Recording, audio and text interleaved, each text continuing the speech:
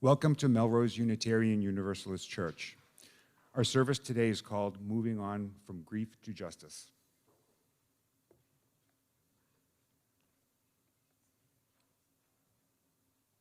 Good morning. Now I know it's a sleepy morning. Good morning. It's better. I'm Mark Viola. My pronouns are he, him, and I'm a member of the worship committee and your host this morning while Reverend Suzanne enjoys a much-deserved day off. It's great to be here. Tomorrow is the last day to take part in our Giving Tree program for the urban ministry. On our website at melroseuu.org, you can give a gift to a deserving family in Boston. Next Sunday, we will have a special interactive worship service for all ages, written by Beth Yurgrau and Reverend Suzanne. It will be about Hanukkah and Christmas and how to be a good neighbor. And it's a great Sunday to invite a new family to come and join us. Speaking of inviting people, we will have 2 worship services on Christmas Eve this year, both hybrid, and we hope to have room for guests. The services will be traditional and will feature candlelight and a guest harpist. Let's give a quick shout out to our other helpers today. Thank you to Usher Beth Yurgrau and greeter Kathy Sang, and thank you to our coffee hosts, Doug Dick and Ann Esterbrooks. Now let's say hi to our church friends near and far, here and in Zoom land. Turn and greet the folks here, your neighbor, and let's wave to our friends on Zoom.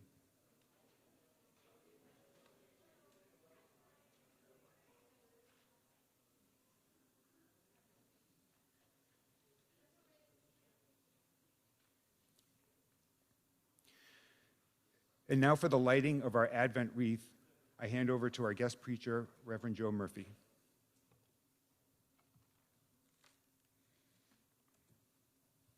Good morning. In place of the usual call to worship, I offer instead today the lighting of our Advent wreath with words by Reverend Erica Hewitt. Advent is a season of waiting, of expectation, and of longing. On this 3rd Sunday of Advent, we light one more candle on our wreath, the pink candle that represents joy. How is it, you might wonder, that we could celebrate joy when there's so much suffering in this world? Isn't that contradictory? It's an exercise of faith to address the unknown, which can also be called the not yet known. Advent is a season of watchfulness. We listen and keep vigil for the promise of things to come. We speak and sing about the promise of the not yet manifest, as reflected in the words of familiar hymns. O come, Emmanuel. People look east, the time is near. Love, the guest, is on the way. There's a star in the east, will lead you. These are the songs of the hopeful, songs of faith. These hymns encourage us to enter and to consent to the practice of opening to possibility. Joy is one of the qualities that, if not yet present with us, will come to us in its own time. This light of joy, then, doesn't require that you experience joy now, today, in your immediate surroundings. Instead, it is a reminder to wait for it with faithfulness that overshadows pain and cynicism. May the lighting of this candle bring us patience, grant us faith, and draw us closer to joy. I'd like to call up Heather to light.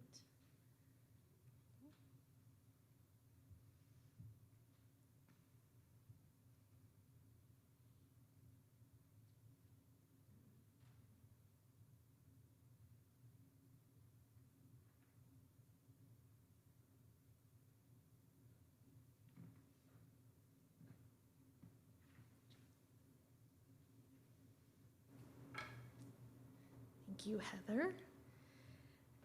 And now together we light the symbol of our living faith, the flaming chalice. Here to light it and lead us in our covenant, our longtime members, Ann Easterbrooks and Doug Dick.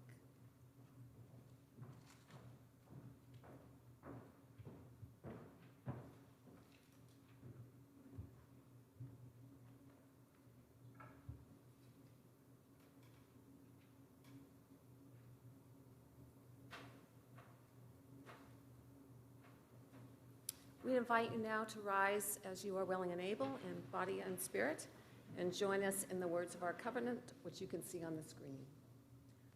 Love is the doctrine of this church.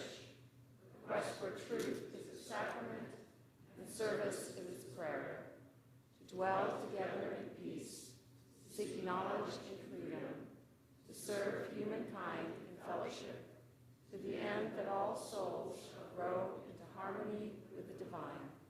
This is our great covenant, one with another and with our God. If you would please remain standing, and if you would, join the choir and me for our opening hymn, People Look East, 226 in the gray hymnal.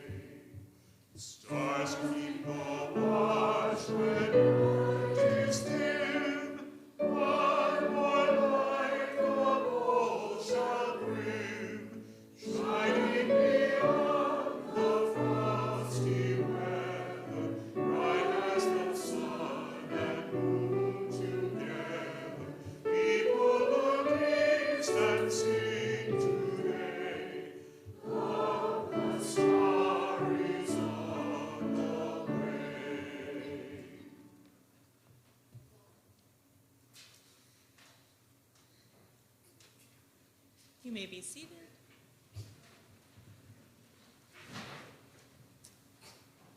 Our story today is called Crying is Like the Rain by Heather Hawk Feinberg with illustrations by Kamisma Kellogg.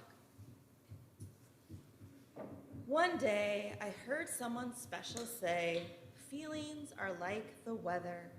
They come, they go. Well, if feelings are like the weather, then crying is like the rain. Sometimes people wish the rain wouldn't fall. And sometimes people think crying means something is wrong. They might say shh or hush, or do something silly to make us laugh. Sometimes they get worried.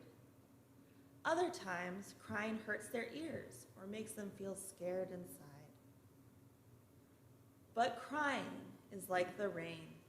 When it's warm outside and the sun is shining softly, the wind is blowing gently, and the crowds are wispy and grand. That's when nature is in balance. Then there's a shift.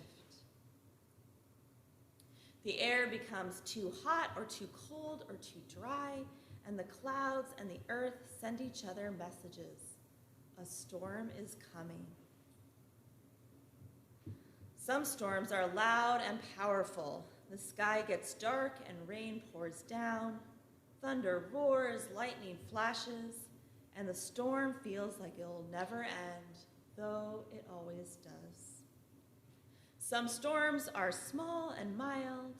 The rain may fall even as the sun shines through a few clouds. The rain can be cold and wet and fast, or sometimes it is light and tickling. But when it's needed, the rain always comes. And after the rain pours down, the earth feels fresh and new. When you are worried or upset, scared or lonely, or something deep within feels off balance, there is a storm building inside you. The storm may be big or small. You may feel frustration gathering power like a tornado. You may feel a red-hot anger growing like the lava in a volcano, ready to explode. You may feel tidal waves of pressure inside, expanding and pushing out like a hurricane. You may feel ready to crack wide open, like the ground during an earthquake. You may want to shout like thunder or lash out like a lightning bolt, or you may want to sit still and feel blue as the darkest clouds are hanging over you. Tears help your mind, your heart, and your body feel clear and calm after the storm. We need our tears, just as the earth needs rain. Feelings aren't meant to be kept inside. They're meant to be felt, to flow through us like rainwater. We are not our feelings. Feelings come and go. Have you ever noticed that after a storm ends, the earth feels as if it took a big breath? Then we search for a beautiful rainbow. It's the same for you and me. Our tears have lessons to teach us. They connect us to ourselves deep inside. We can learn to express and share our feelings in ways that are safe for everyone. And then we can look inside for our own, very own rainbow. Crying is like the rain. Now, since this book is about really feeling and about rain, I wonder if I can take all of your attention and quickly do a little rainstorm so that we all can feel that catharsis of crying and letting it rain. So first, the rain starts out very softly.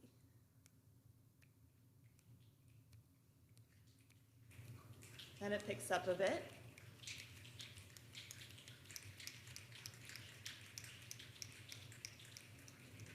And it gets a bit more, and a bit more, and it's stopping.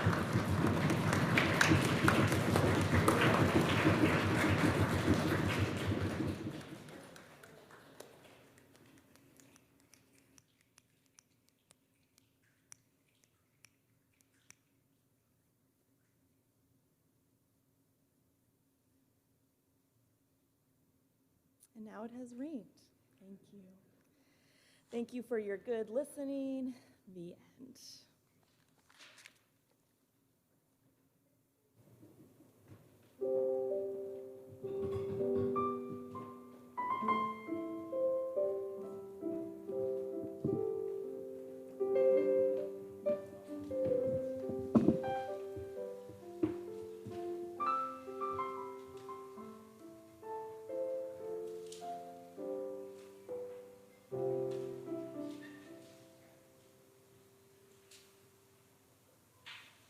That was good.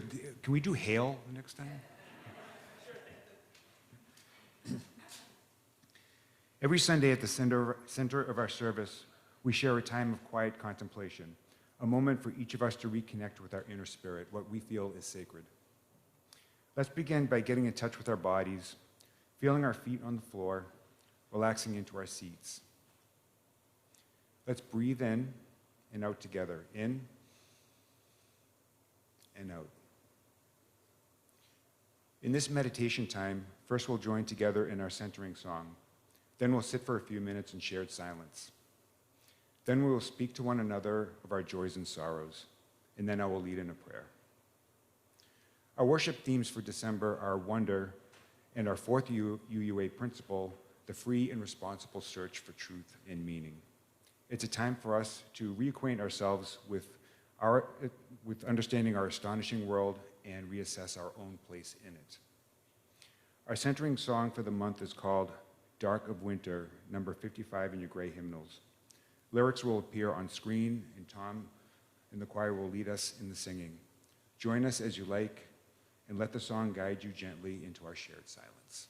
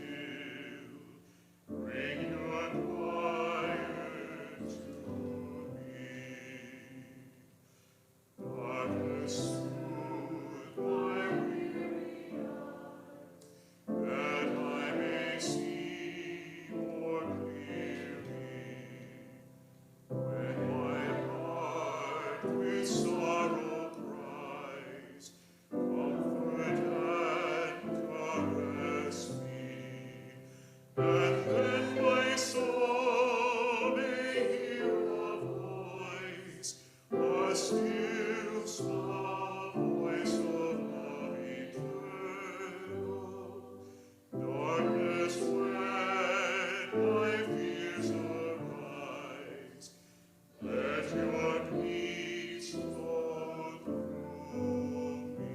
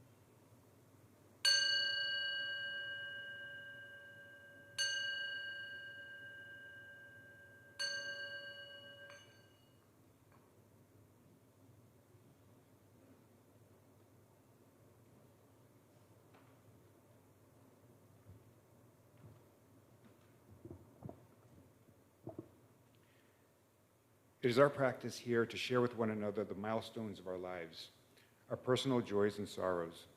We speak and listen with care, so that sharing may strengthen the bonds of community.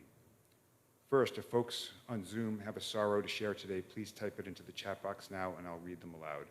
And if folks here in the room have a sorrow to speak, you may come forward now.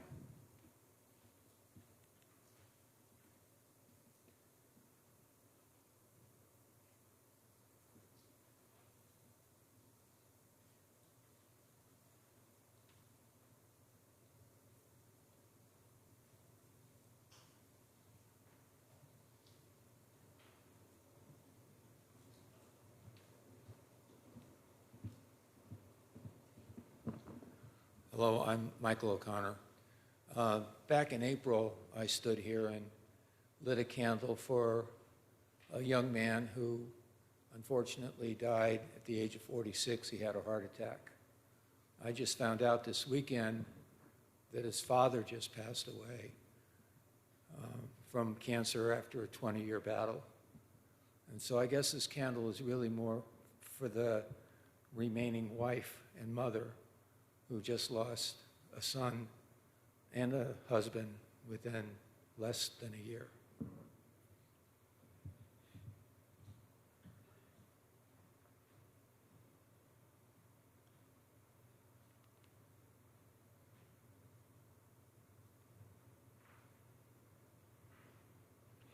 Let us take a moment together and hold all these sorrows together. May those who are hurting today know that our love and support is with them, and let's reach out to them with kindness. You can light this one candle as a beacon of care for all the sorrows spoken and unspoken today.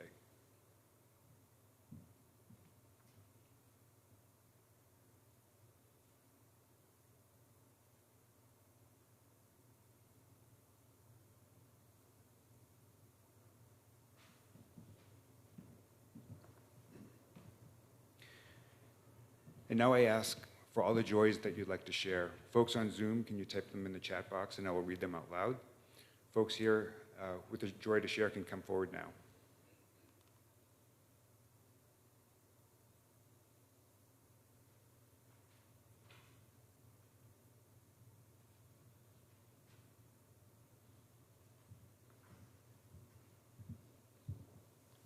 It is with great joy and gratitude that I share with you the birth of my third grandchild, and very grateful for a very healthy mother and child right now. I want to share joy for Tom, our choir director, because he's really added to, at least my personal experience, and I think I can speak for others, that he raises up our voices in a way that excels us and how he guides us and cues us, and we've really enjoyed singing with Tom. So this is a joy for our choir director. In the chat, we have a joy for Mary Hildebrand's New Mexico dinner we won at auction and enjoyed very much last night.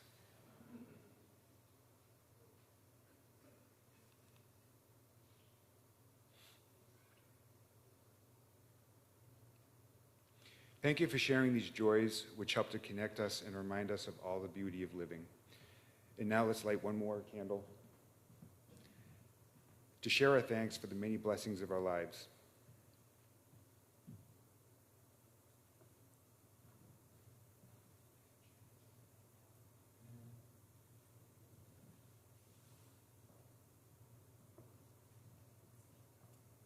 Getting the candle to light should be a joy. So.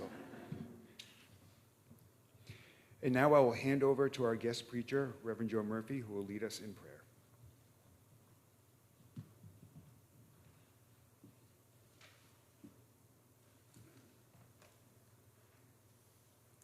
The writer Bell Hooks tells us to be loving is to be open to grief, to be touched by sorrow, even when sorrow is unending.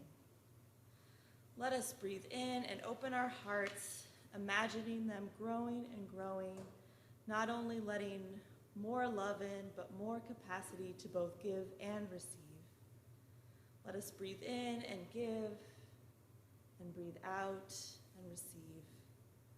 Let us remember that we are all so loving, and may all the prayers, the joys and sorrows said here today receive this love.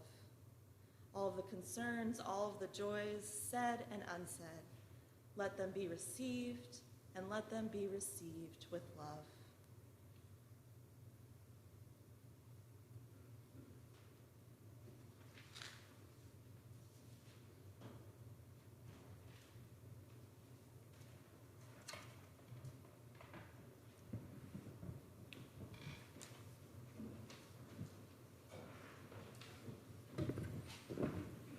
This church is a self-supporting organization funded by your generous annual pledge.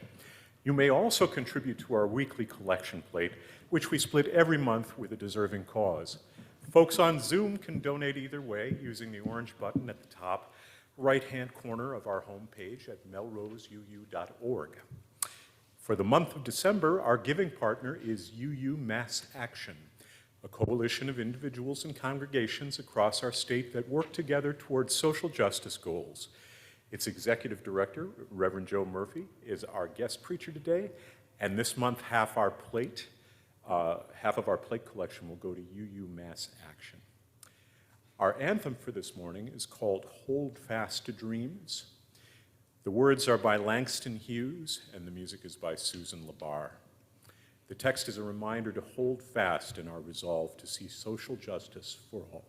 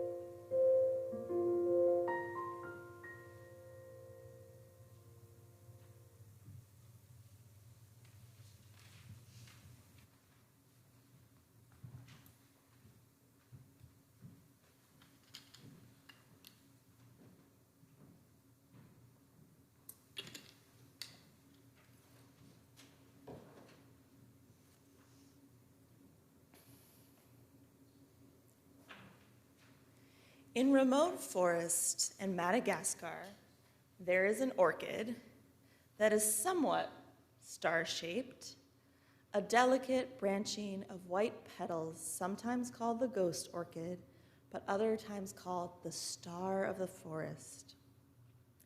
They may look delicate, and one may think its name comes from a somewhat star shape, but it is also star of the forest because it grows in complete darkness. This isn't just a survival technique. This orchid thrives in darkness. The orchid gets nutrients from underground fungus, does not have chlorophyll for photosynthesis, but cuts through the forest dirt every so often to attract pollinators such as ants. I love reading about this orchid. I love knowing that there is thriving in darkness. This orchid is a reminder about the ability to survive and thrive in unexpected and possibly difficult places. Beautiful, delicate, thriving orchids that live happily and healthily in the dark. I have been in need of the possibility that exists within these thriving orchids. Right around a year ago, I found myself as a leader of UU Mass Action, working alongside organizers on legislation, advocacy, and change in the areas of climate and environmental justice, indigenous justice, decarceration, immigrant and economic justice.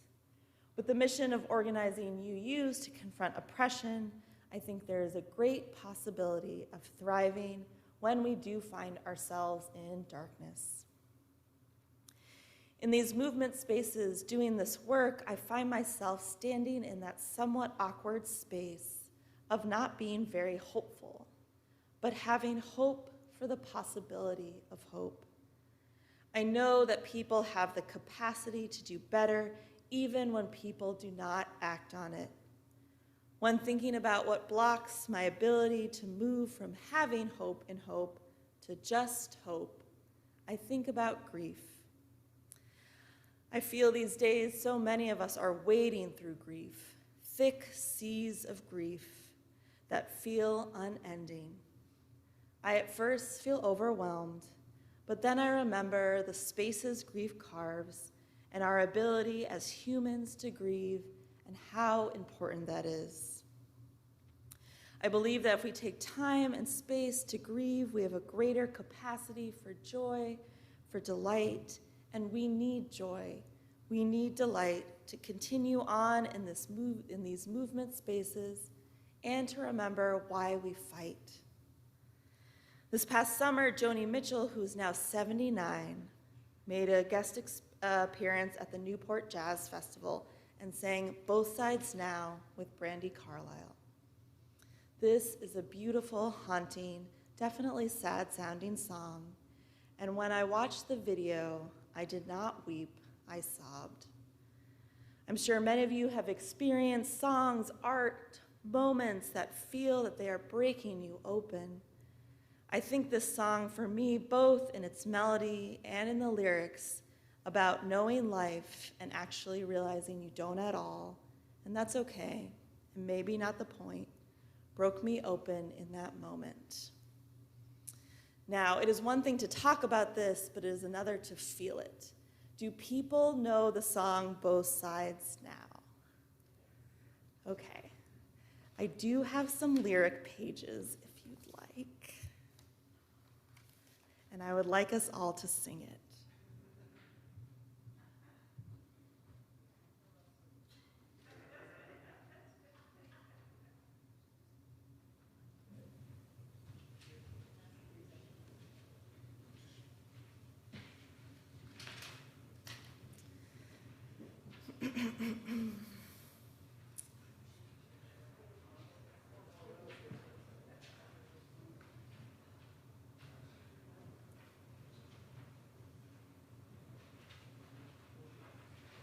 Does someone want to start? I feel like Joni Mitchell sings it very low.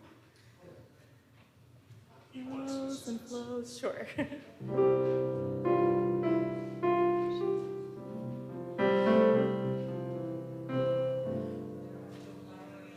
I think Sing a little lower, yeah, because it goes high.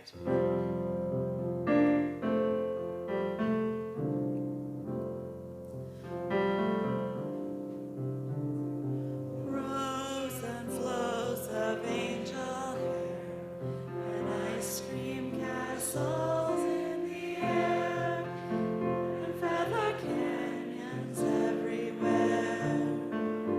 Looked at clouds that way. Now they only block the sun. Rain and snow on everyone. So many things I would have done, but clouds got in my way. Dark clouds from both sides now, from up and down, and still somehow it's those illusions I recall. Really don't know love at all.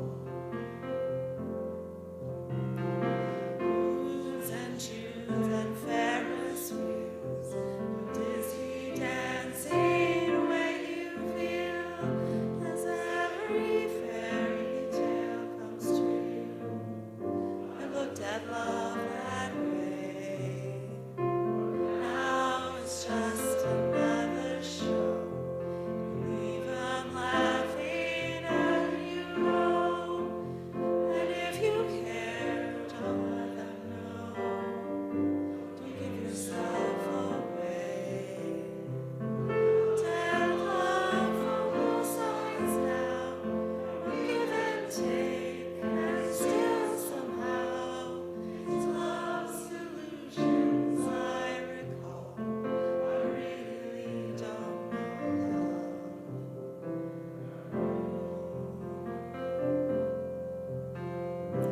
Tears and fears and feeling proud to say I love you right out loud.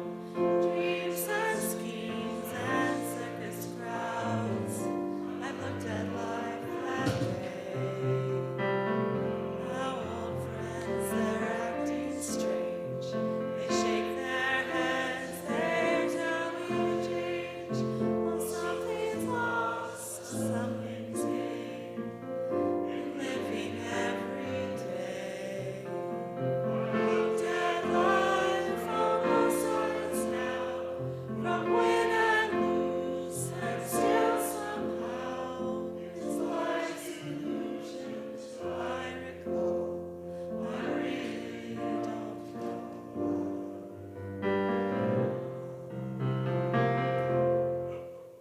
Really don't know life at all. I really don't know life at all.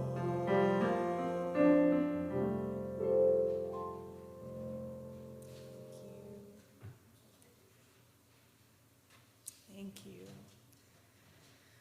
Part of my sobbing in that moment was it was so beautiful, part loving Joni Mitchell and seeing her still singing. And part of it was I just needed to cry. I was reminded of the Adrienne Marie Brown quote, "Remember, you are water. Of course you leave salt trails. Of course you are crying." I think these tears are speaking to living in a time and a world that often doesn't honor or even have space for grieving. And we have lost spaces to grieve. Many of us still often see our families, our coworkers especially. So much of our space has become virtual, less catching someone crying in the bathroom, more faces going in and out of screens. There are less opportunities for people to just be present to one another's grief. As a leader of UMass Action, as an organizer, part of accepting grief, wading into it is necessary to the work, to staying connected to the world. Not only do we need to grieve, we are grieving in the midst of so many losses. So many losses and circumstances that persist, that continue. We are tired of making so many decisions that are not flippant decisions, but that relate to our survival. We are tired of making decisions about a pandemic that persists and continues to kill. We are tired of the lack of justice for Indigenous peoples. We are tired of war, of impending climate disaster. We are tired of deportations continuing and the rampant injustices against the immigrant community that seem to be never ceasing. We are tired of fighting for a future that is often hard to see as a future of joy. We are tired. Of course we are crying. I cry all the time these days. I cry when I'm in a meeting for ending solitary confinement, listening to stories of survivors. I cry at poems. I cry when I hear fellow ministers who are so anxious about our climate, our earth, and also so hopeful. I cry at songs. I cry when I talk about the numerous losses that we have all collectively incurred, the ones I personally have felt, the ones still to come. I let myself cry, and most often I feel somewhat better, or at least more attuned with reality. I feel a release, and then I feel more ready, more grounded in the world, more ready to wade through the grief and to wade through with hope. In a recent conversation with an organizer, we talked about the fear we encounter when trying to organize. The fear of everything going up or already being in flames. The fear that it is already too late. We talked about how to move from this fear, leaving this place of fear so we can actually move. We talked about what it meant to move from fear and recognizing that part of this move is seeing those new beginnings, the hope and possibility that when systems, that what we saw as normal changes, when it breaks down, when it ends, there is possibility. There is hope for new systems, new potential, new hope. Whether or not we are able to build new and better systems remains an unknown. But that possibility, the possibility that as our world shifts, there could be better systems and ways of being, is something I think needs to be felt more. But first, we have to grieve. We have to grieve and accept our tears, tears that are just a part of us, an expression of our love for life and her beauty. In an article entitled Eco-Anxiety, How Can I Stay Hopeful as the World Burns?, Aisha Mirza interviews Robin Wall Kimmerer, author of the beautiful book, Bringing Sweetgrass, Indigenous Wisdom, Scientific Knowledge, and the Teaching of Plants. Mirza asks Kimmerer how she stays hopeful, and she says, "The grief is heartbreaking, but what I try to do is to feel that deeply. We can't look away from it because to me, grief is the measure of how much we love this world. Grief can paralyze us, it can bring us to despair and hopelessness, but when we recognize that the pain we are feeling, it's ecological compassion, it's love for the world that is strong and fierce and lets us say, not on my watch." Kimmerer goes on to say, "I always ask myself and others, what do you love too much to lose? Commit to that and know that it's our responsibility to pick that up and carry it through the narrows of climate change. That's what the world will look like on the other side." It is no joke to feel grief deeply, especially when there's so much to grieve. But I think it helps when we know that in part to grieve is to love. As Bell Hook reminds us, to be loving is to be open to grief, to be touched by sorrow, even when sorrow is unending. Even if sorrow is unending, I think we can all take comfort that so is our love. To be touched by sorrow is to know you love, and to love sometimes is to grieve. The Adrienne Marie Brown reading goes on to say, at the very end, how despite it all, we are excellent at loving. She says, The heart is a front line and the fight to feel in a world of distraction. That death might be the only freedom, that your grief is a worthwhile use of your time, that your body will feel only as much as it is able to, and the ones you grieve may be grieving you, and the sacred comes from limitations, that you are excellent at loving. Our broken hearts certainly have a lot of territory to cover, but I have hope and knowledge that our frontline hearts can cover it. I think it's going to take work, but not more than we can handle. To want to survive in of itself is a beautiful thing. To want to survive in a broken world is even more beautiful, and perhaps at its core, it is hope. I have found spaces to grieve, and I continue to grieve. I continue to move, moving from meeting to meeting, from legislative action to legislative action, crafting and creating moments of joy and delight where there are none, and treasuring them when they just come along. Let us nurture our longing to survive. Let us remember why we fight, and let us remember this by creating and crafting joy. Let us find and enjoy the orchids that grow in complete darkness. Let us let ourselves cry and grief, remembering that our pain is love and that we've always had more than enough of that. Of course you are crying. Of course we are crying. Let us let the tears flow as reminders of how deeply we are in love with this world. Please rise in body and spirit and join me in singing our closing hymn, For All That Is Our Life, number 128 in the gray hymnal.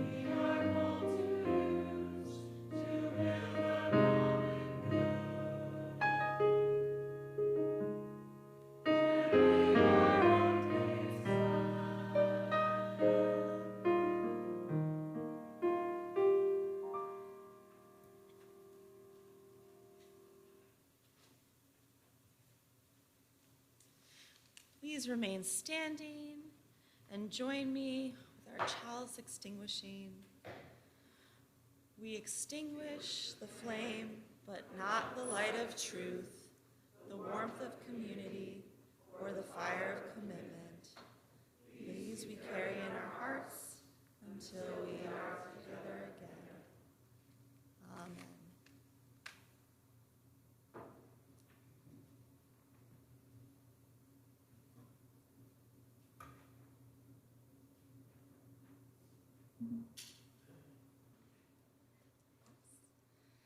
Our service has ended. Please enjoy a brief postlude from Tom before gathering for coffee hour in Parish Hall. friends on Zoom can stay in the main room to chat. Thank you so much for worshiping with us today.